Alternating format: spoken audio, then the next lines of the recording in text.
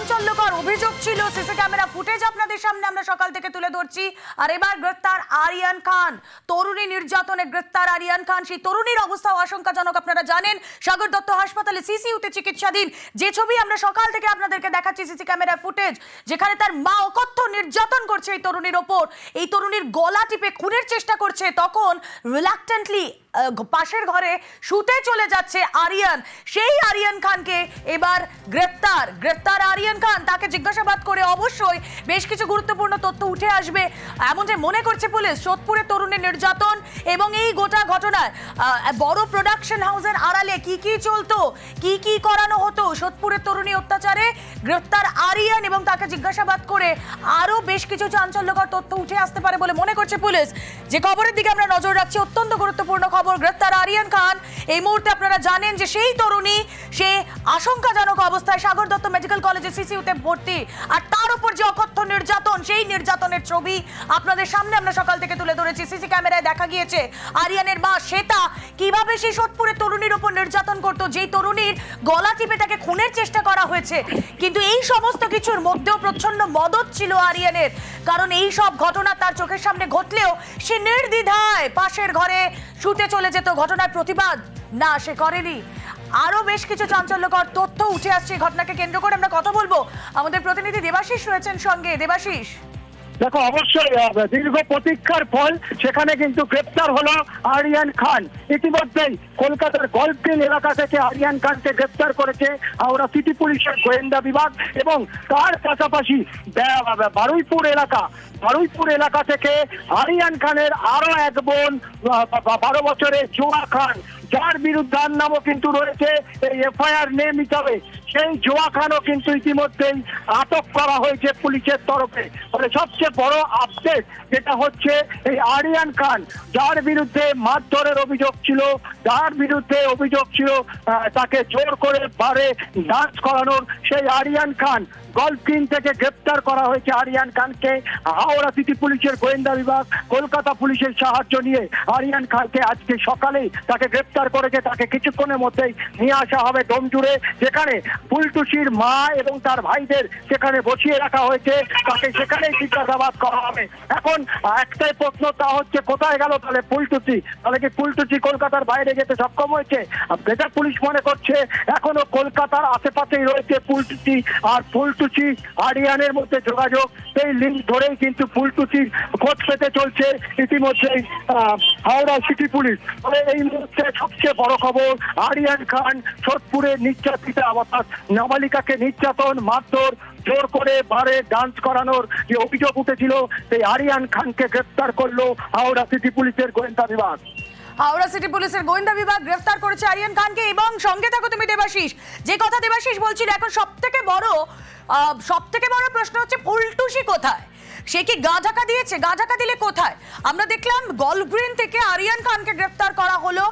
দিন কয়েক ধরে খোঁজ চলছিল আরিয়ান খানের, এবং এই ঘটনায় যাবতীয় আপডেট যখন সামনে আসছিল, তাদের অত্যাচারের বিবরণ যখন সামনে আসছিল, তখন পুলিশ প্রত্যেকটা জায়গায় তল্লাশি চালায় এবং আজ গল্ফগ্রিন থেকে ধরা পড়ে আরিয়ান খান। প্রশ্ন হচ্ছে কোথায় ফুলটুসি? যে ছবি আপনাদেরকে দেখাচ্ছি, অত্যাচার ঠিক কোন মাত্রায় পৌঁছেছিল তা আপনারা বুঝতে পারবেন। গলা টিপে এই তরুণীকে খুনের চেষ্টা, এবং দেখুন আরিয়ান খান অ্যারোটা দেখুন, মার্ক করে আমরা দেখাচ্ছি, যেখানে আরিয়ান খান তিনি নিজে উপস্থিত যখন এই ধরনের ঘটনা চলছে, বাড়িতে এইভাবে মারধর চলছে, সেখানে পাশের ঘরে সে শুতে চলে যাচ্ছে। আরিয়ান খানকে গ্রেফতারের পর অবশ্যই তার ফুলটুসি সে কোথায় রয়েছে, মা কোথায় রয়েছে, অবশ্যই এখন সেটাই সব থেকে বড় প্রশ্ন। যেই ছবি আপনাদেরকে দেখাচ্ছি, গ্রেফতার আরিয়ান খান, অকথ্য নির্যাতন, তরুণীর ওপর অকথ্য নির্যাতন। এই মুহূর্তে সে হাসপাতালে ভর্তি, সিসিইউতে রয়েছে, মৃত্যুর সঙ্গে পাঞ্জা লড়ছে। আরিয়ান খান অবশেষে গ্রেপ্তার, কিন্তু বাকি অভিযুক্তরা, মূল অভিযুক্ত সেই বা কোথায়, জানার চেষ্টা করি। আসুন, আমাদের প্রতিনিধি দেবাশিস রয়েছেন সঙ্গে। দেবাশিস, দেখো, অবশ্যই মূল অভিযুক্তর মধ্যে কিন্তু আরিয়ান খানও পড়ে, এবং এই যে নির্যাতিতা, তার যে অভিযোগ, সেই অভিযোগে যে এফআইআর নেম, তিনজনের নাম দেওয়া হয়েছিল। এক হচ্ছে শ্বেতা খান ওরফে ফুলটুসি, আরিয়ান খান এবং তাদের এই আরিয়ান খানের আরো এক বোন জোয়া খান। জোয়া খানকেও কিন্তু ইতিমধ্যেই পুলিশ ডিটেন করেছে। অবশ্যই সে নাবালিকা, তার 14 বছর বয়স। তাকে কিন্তু বারুইপুর এলাকা থেকে তাকে ডিটেন করা হয় আজকে সকালে এবং তার কাছ থেকে সূত্র পেয়ে কিন্তু কার্যত গল্ফকিন এলাকা থেকে এই আরিয়ান খানকে গ্রেফতার করতে সক্ষম হয়েছে হাওড়া সিটি পুলিশের গোয়েন্দা বিভাগ। অবশ্যই কলকাতা পুলিশের সাহায্য নিয়ে সেখানে আরিয়ান খানকে গ্রেফতার করা হয়েছে। তবে আরিয়ান খানের সঙ্গে যোগাযোগ রেখে যাচ্ছিল তার মা ফুলটুসি। এই মোবাইল ট্র্যাকিং এর সাহায্যে কিন্তু ফুলটুসিকে অর্থাৎ শ্বেতা খান তাকেও গ্রেফতার করতে যে কোনো মুহূর্তে সে গ্রেফতার হয়ে যেতে পারে বলে মনে করছে পুলিশের একাধিক টিম। কলকাতা সহ আশেপাশে যে জেলা, সেই জেলাগুলিতে কিন্তু ইতিমধ্যেই অভিযান চালাচ্ছে ফুলটুসির তল্লাশিতে। তবে মনে করা হচ্ছে কলকাতার বাইরে কিন্তু ফুলটুসি সে কিন্তু বেরোতে পারেনি। যদি সে বেরোতে পারতো সেক্ষেত্রে আরিয়ানকে নিয়ে বেরোতে পারতো। ফলে আরিয়ান খানকে যখন কলকাতা থেকে গ্রেফতার হয়েছে, পুলিশ মনে করছে ফুলটুসি বা শ্বেতা খান এই কিন্তু কলকাতার আশেপাশে কোনো অঞ্চলে রয়েছে। এই আরিয়ান খানকে জিজ্ঞাসাবাদ চলছে টানা, তাকে নিয়েই তল্লাশি চালাচ্ছে হাওড়া সিটি পুলিশের গোয়েন্দা বিভাগ।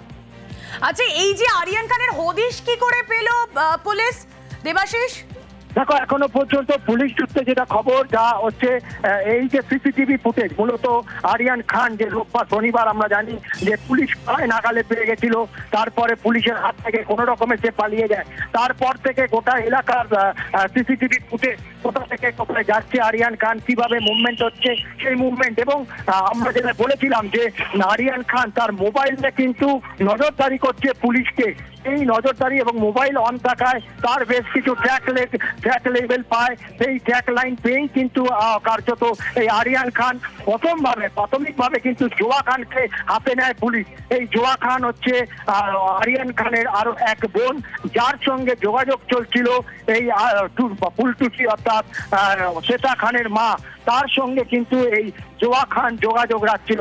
সেই যোগাযোগের ক্ষেত্রে যোগাযোগের লিঙ্ক পেয়ে কিন্তু প্রাথমিকভাবে সে জোয়া খানকে পুলিশ নিজেদের হেফাজতে নেয় এবং তারপর তাকে জিজ্ঞাসাবাদ এবং তাকে ট্র্যাপ করেই কিন্তু মূলত আরিয়ান খানের কাছে পৌঁছতে সক্ষম হয়েছে হাওড়া সিটি পুলিশের গোয়েন্দা বিভাগ তথা হাওড়া সিটি পুলিশ এবং কলকাতা পুলিশের যৌথ অভিযানে গ্রেপ্তার আরিয়ান খান। তবে পুলিশের দাবি আর সময়ের অপেক্ষা, তারা কিন্তু হাতে পেতে চলছে ফুলটুসি অথবা শ্বেতা খানকেও।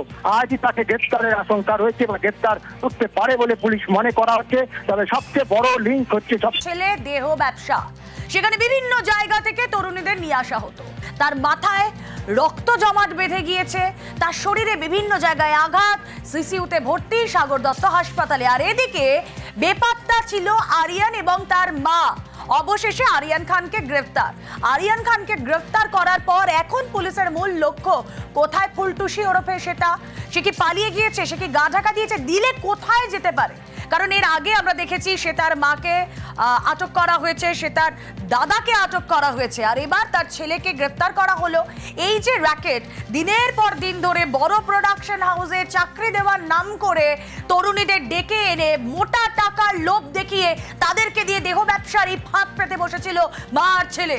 এবং এখানে আর কতজন এর দ্বারা এফেক্টেড হয়েছে অবশ্যই আমাদের নজর থাকবে, কারণ এই মুহূর্তে আরিয়ান খান গ্রেফতার, তাকে জিজ্ঞাসাবাদের তোড়জোড় পুলিশের। কথা বলবো, দেবাশিস চক্রবর্তী প্রতিনিধি রয়েছেন আমাদের সঙ্গে। দেবাশিস, এই শ্বেতা বা ওরফে ফুলটুসি পালিয়ে গেলে কোথায় গিয়ে থাকতে পারে? দেখো, পুলিশ যেটা মনে করছে কলকাতার বাইরে সে বেরোতে পারেনি।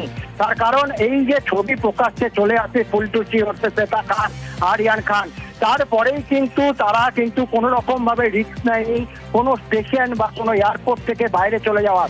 তারা কিন্তু সড়ক পথেই তারা কলকাতার আশেপাশে অঞ্চলগুলিতে গা ঢাকা দেওয়ার চেষ্টা করেছে। তবে একটা কথা তুমি বললে যে কারা কারা এই শুধুমাত্র যে সোদপুরের নির্যাতিতা একা নয়, এর সঙ্গে এর আগেও বা পরেও অনেক মেয়ে বা অনেক যুবতী যারা ছিল তারা এইভাবে পড়েছিল।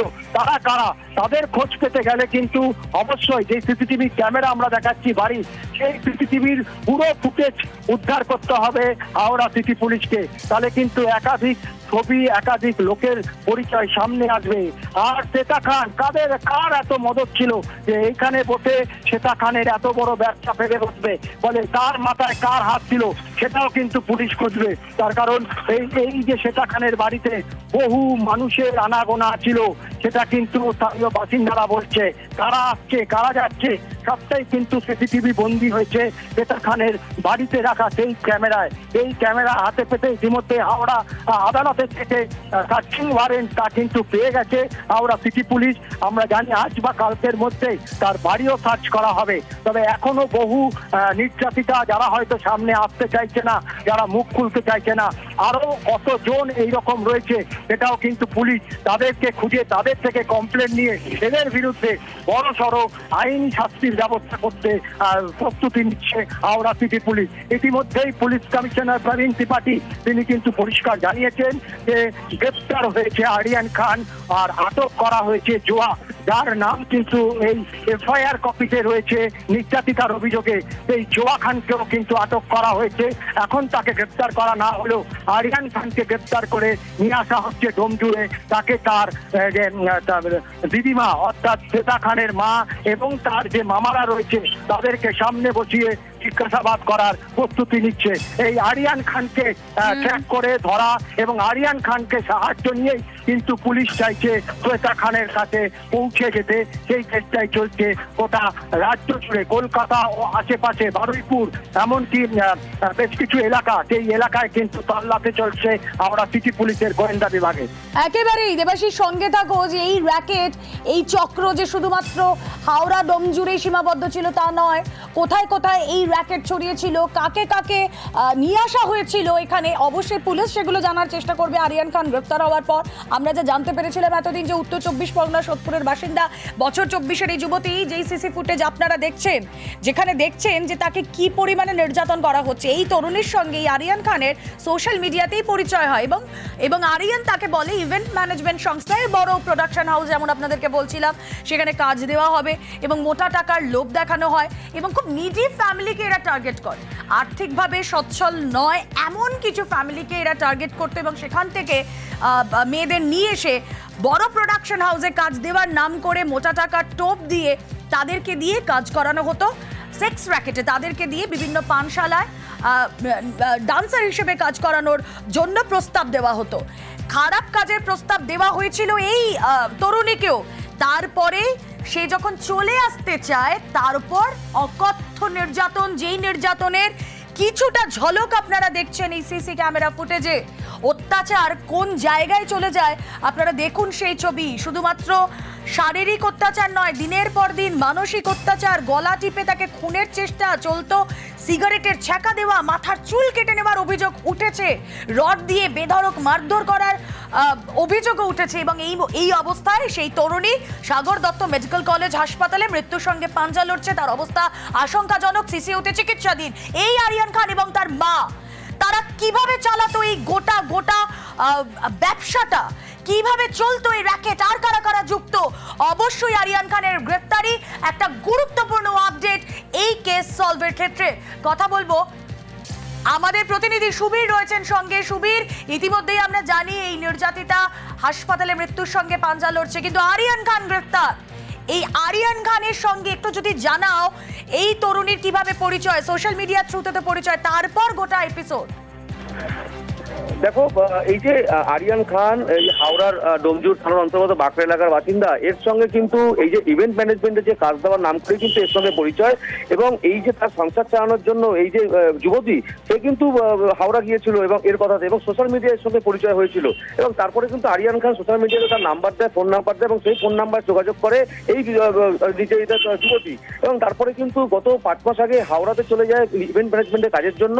এবং ইভেন্ট ম্যানেজমেন্টের কাজ কিন্তু প্রায় 1 থেকে 1.5 মাস কিন্তু করে এবং তারপরেই কিন্তু এই যুবতীকে কিন্তু বারে কাজের জন্য চাপ দেয় কিন্তু এই শ্বেতা খান এবং আরিয়ান খান। পাশাপাশি তোমাকে জানিয়ে রাখি, এই বারে কাজ করার নাম মানে কাজের নামেও অন্য জায়গা অর্থাৎ পর্ন মুভির শুটিংও কিন্তু কাজ করার জন্য চাপ দেয়। এবং যখন সে অস্বীকার করে কাজ করতে, তখনই কিন্তু তার উপরে অত্যাচার শুরু হয়। তাকে তার যে বাঁকড়ার যে আবাসন, সে আবাসনে কিন্তু রেখে তাকে কাজ করানো হয় এবং বিভিন্ন সময় বিভিন্ন রকম অত্যাচার করা হয়। এবং এই ঘটনার পরে যে এই যুবতী রয়েছে, সোদপুরের যুবতী, সে কিন্তু বারংবার বাড়ির লোকের সঙ্গে যোগাযোগ করার চেষ্টা করে, কিন্তু তার যে ফোন, সেই মোবাইল ফোনও কিন্তু ভেঙে দেয় এই শ্বেতা খান, এমনটাই কিন্তু তার বাড়ির লোকের অভিযোগ। এবং তারপরে কিন্তু এই ধরনের ঘটনা, অর্থাৎ তাকে বেধড়ক মারধর করা হয়, নৃশংস মারধর করা হয়, তার যৌনাঙ্গে লোহার রড দিয়ে মারধর করা হয়। এবং তারপরে কিন্তু গত 4 দিন আগে যখন তারা বাড়িতে ছিলেন না, সেই বাড়িতে না থাকার সুযোগে কিন্তু